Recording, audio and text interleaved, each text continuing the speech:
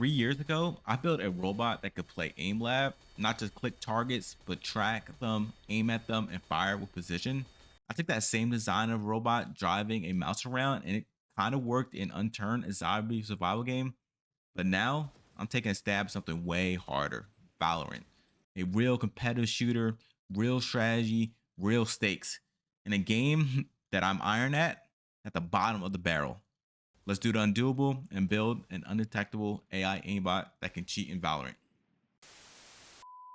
To test how good this robot really is, I'm using Valorant's fire range. It got 3 difficulty levels for the bots: easy, medium, and hard.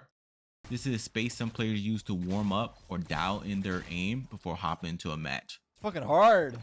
The goal here is simple: the robot should be better than me, which honestly isn't a high bar. On a good day, I can clear around 30 easy bots, 14 medium bots, and 3 hard bots total. Not exactly esports material for sure. But also, this robot needs to be better than my friends and cousins. That's the real reason I'm doing this, because I'm tired of being the bottom of the leaderboard. So if I can't beat them with skill, I'll out engineer them. Then lastly, I want this bot to be comparable to a pro level player warming up, which means hitting somewhere between 24 and 30 hard bots. That's the benchmark. Now here's the challenge. I want this aimbot to be as undetectable as possible. Well, besides using a capture card in a second computer for computation, which I didn't want to pay for, just a single machine running the game and a robot doing all the aiming and shooting.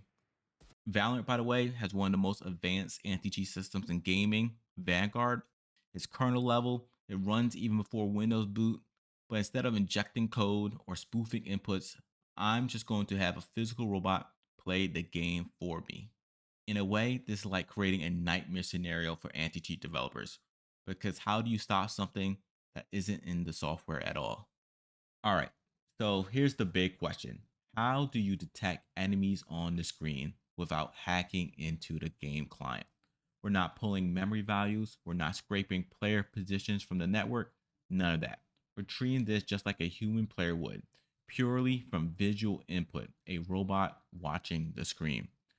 One basic idea would be to use color detection. Valorant outline enemies in red, purple, or yellow, and we could track those pixels.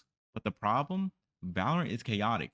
You got glowing abilities, red warning indicators, alts, orbs, random map lighting, all sharing a similar color profile. So color detections turn into color confusion really fast. That brings us to something more powerful: object detection. Specifically, I'm using an algorithm called YOLO, which stands for You Only Look Once. It's a real time object detection model that works by breaking the image into a grid and predicting bounding boxes and class probabilities of every cell. It's fast, lightweight, and perfect for real time applications like this. But here's the catch: to make YOLO work, you need data, a lot of labeled data. So I sat down and spent a few hours putting bounding boxes around characters in Valorant clips, manually telling the algorithm this is what an enemy looks like. After cleaning up the data and adding more examples, training started to pay off. The model was returning high confidence scores, the bounding boxes were tight, and I was finally confident this could work in a live match setting. Next came the step of actually telling the robot where to aim. So for that, I needed to define a hitbox, a target region within the enemy's bounding box. The cool thing about Valorant, the character models are all pretty uniform. No wacky hitboxes, no oversized skins, no banana people like Fortnite. So I just made the hitbox proportional to the object detection bounding box, usually around the upper middle region for headshots or the middle of the character for body shots. This is a simple method, but it's scalable and it worked well. When it came to the mechanical design of this project, it definitely wasn't a one and done build. This whole thing was an iterative process, a lot of testing, failing, redesigning, and slowly improving until I had something that actually worked. Let's start with one of my first concepts. I had this idea to basically reverse engineer a mouse, except instead of moving a sensor across a surface, I moved a ball underneath, kind of like an inverse trackball system. The motors would spin the ball in 2 directions and the optical sensor would pick up that motion. It was a neat idea on paper, but in practice, not so much. The ball would slip constantly, calibration was a nightmare. There was too much instability for precise aiming. It was a cool concept, but not reliable enough to go toe to toe with hardbots in Valorant. For the next iteration, I bought a cheap CNC router kit, the kind of kit you can find on Amazon. The original plan was to repurpose the frame and stepper motors into a two axis positioning system, basically turn into a platform that could precisely move underneath the mouse. The problem? Stepper motors are precise, but I couldn't get them to accelerate quick enough or change directions instantly. I mess around with micro stepping, acceleration ramps, current limits, but nothing really gave me that quick twitch response I needed for aiming. So if anyone watching knows how the hell you get stepper motors to change direction instantly, drop it in the comments because I couldn't figure it out. So for the final design, I stuck with the CNC frame because structurally it's solid, but I swapped out the stepper motors for DC motors. That was the move because with DC motors, I get full control, instant power in either direction, no worrying about step timing or missing steps, just raw motion that I can control in real time. The drive system is still lead screws, so I'm converting that rotational motion into smooth linear motion along X and Y. And on top of that, I mounted a wooden plate I picked up from an art store. It's literally just laser cut Hollywood, but it gave me a nice surface to sit the mouse on. For this whole system to work, the mouse needs to stay completely still, but also be thin enough that the mouse sensor can still track motioning happening beneath it. The key here is that the optical sensor have a very shallow depth of field. If the mouse sits even a millimeter too high, the sensor can lose tracking. So I ended up 3D printing a custom mouse holder just 0.25 millimeters thick that was thin enough to let the mouse track perfectly while still keeping it locked in place. And the best part, because the mouse is still plugged into my PC like normal, I can still move it myself when the game starts. So I can still use the same mouse to queue up, open settings, or even walk around the map. And when I stop moving, the robot takes over and aims for me. After all the iterations, all the failures and improvements, I finally had a platform that could move a mouse in real time with robotic precision. So the last piece of the hardware puzzle was getting the robot to actually click the mouse because aiming is one thing, but if you can't shoot, what's the point? There were a couple of ways I could have gone about this. The obvious one using a mechanical clicker, something like a solenoid or a servo that physically pushes the mouse button down. But the problem with that is it's slow, it's mechanical, and it's another physical part that can wear out, misalign, or break. So instead, I open up the mouse. If you ever crack one open, you'll see it's really simple. Each click is just a tactile switch, a tiny little button under the shell. In this mouse, it was a three-prong switch, but in some mouse, it's just two. So I figured out which contacts actually toggle the left click, basically which pins open and closes when you click, and I wired those to a relay. Now, instead of physically pressing a button, I can toggle the relay on and off, and the mouse thinks it's being clicked. No lag, no moving parts, and just clean electrical control. And honestly, if I stopped right here with just detection software and this click system, I already have a working trigger bot. Just hover over an enemy and click. All right, now it's time to actually test this thing. Let's start with some numbers. After warming up and playing one round of easy bots myself, I got 29 out of 30. The only reason I missed one because I got distracted and stopped paying attention, or at least that's what I'm gonna tell myself. So the baseline to beat is 29 out of 30. Now, easy bots in Valorant spawn in and out every 2 seconds, plenty of time for a human to track and click. That makes this the perfect test case. If the aimbot can't hit these targets consistently, it is not ready for anything harder. Now that we got software detecting enemies and a robot platform that moves, the next question is how do I translate that bounding box into actual motor movement? The way I handle this is by sending velocity commands to motors and those velocities are proportional to how far the enemy is from the center of the screen. So if the target is far from the center, the motors move fast. If it's close, it slows down. And yeah, there was a lot of that early on. Overshooting, undershooting, motors vibrating, parts coming loose, a bunch of mechanical chaos. But honestly, that was kind of a good thing because one of the unexpected benefits of these imperfections that they make the robot feel more human. Pixel Perfect pixel lock tracking will look robotic and suspicious. This little bit of jitter and overshoot, it gives the aimbot kind of a natural hand tune imperfection that actually helps it blend in. When I first started testing against easy bots, I was using the Phantom and aiming straight for headshots. It looked cool, but it wasn't consistent.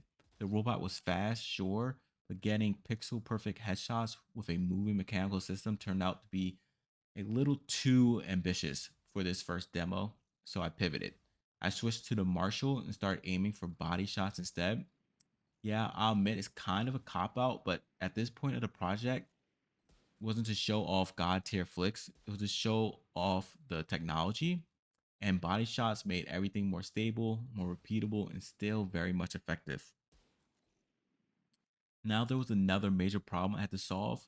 Over time, I noticed that a robot would drift to one side of the screen, and since new enemies spawn in random locations, eventually they show up either behind the weapon or completely off screen.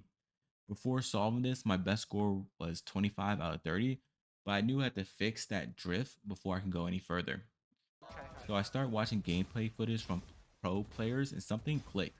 Almost every single one of them snapped back to the center after every shot. That does two things. It keeps your weapon in a neutral position so you're always ready for the next spawn. Also, it minimizes travel distance so the robot doesn't have to cross the entire screen to catch the enemy. So I needed a way for the robot to do the same thing, return to center after every shot. I ended up using a pretty hacky but effective method.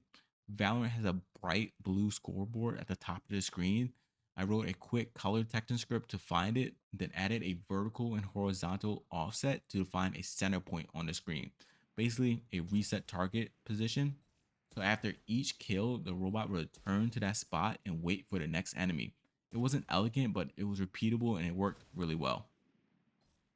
After that, everything finally started to come together. Enemy detection was consistent, the motion control was tuned, the clicking worked, and the robot was turning center after every shot. With all that in place, I finally got a perfect score of 30 out of 30 on EasyBots. And here it is, the full video. The robot doing exactly what it was built to do.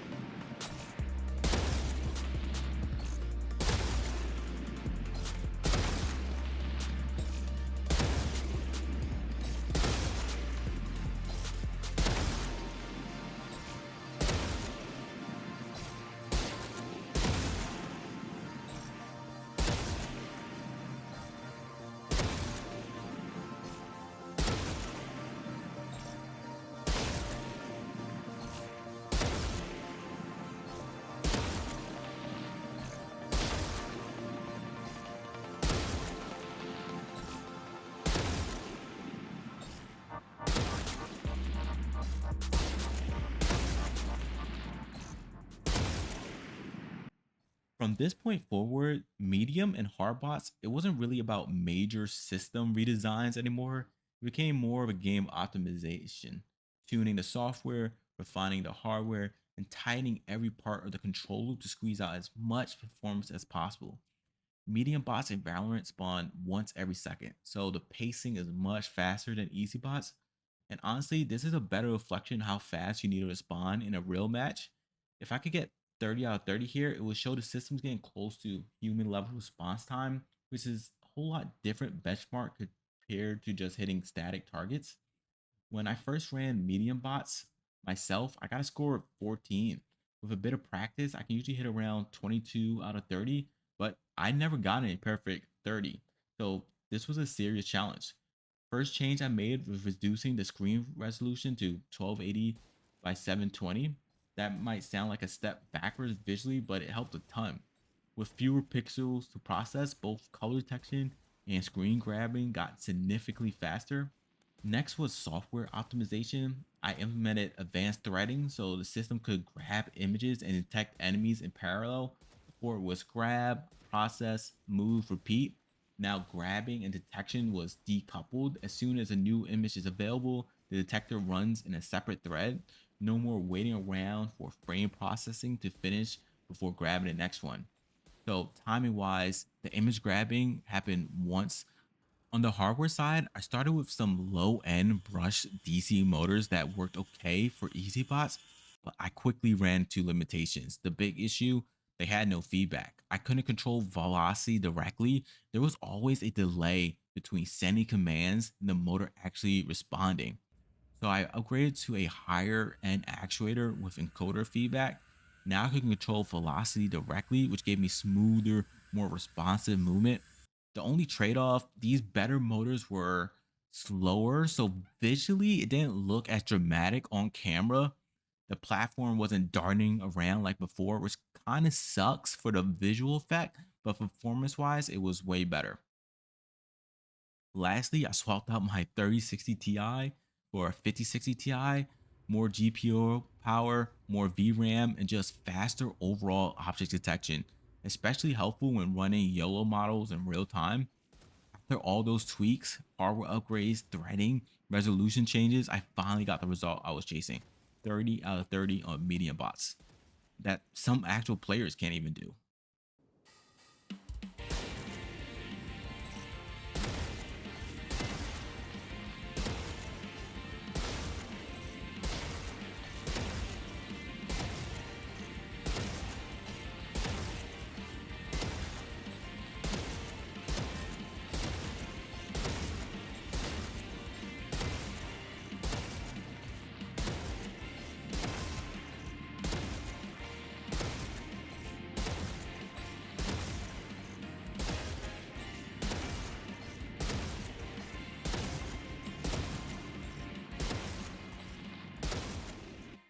Then it was time for hard bots, the real test, the one that even pro players struggle with. Hardbots spawn every half a second. First time I played Hardbots, I got 3 out of 30. Brutal. And to be honest, I never got more than 8 in any time I tried Hardbots. For context, my cousin, who's ascendant rank, usually hits around 15 Hardbots. And pro players, they'll score anywhere from 22 to 30 Hardbots. So for me, the goal was clear: be better than pass me, be better than my friends and cousins, and get into that pro range of performance. Funny enough, I didn't make any massive changes for hardbots. The main adjustment was tightening the hitbox just a bit, making it smaller so the robot will aim more precisely, especially given how quickly the target spawns and disappear. Other than that, it was all about tuning. With just a few tweaks, the robot was already getting scores better than I ever did. After more testing, it passed my friend score too. And finally, after a full day of tuning, tightening the control loop, adjusting the clock timing, and optimizing hitbox offense, I managed to hit 26 out of 30. That put the robot in pro level aim territory.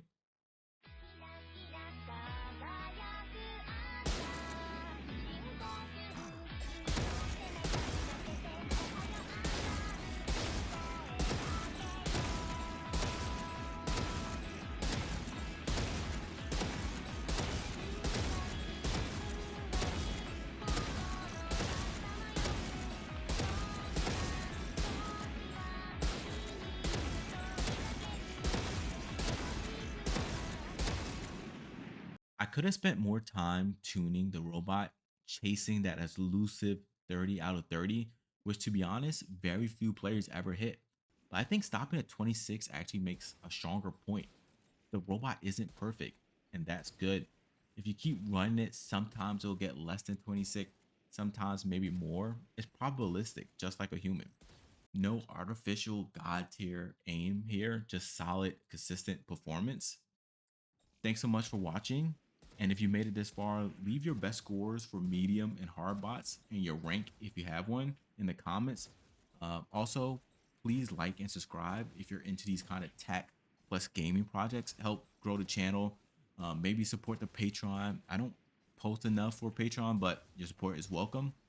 So have fun playing out there and always be kind. You never know who or what is on the other side of that screen.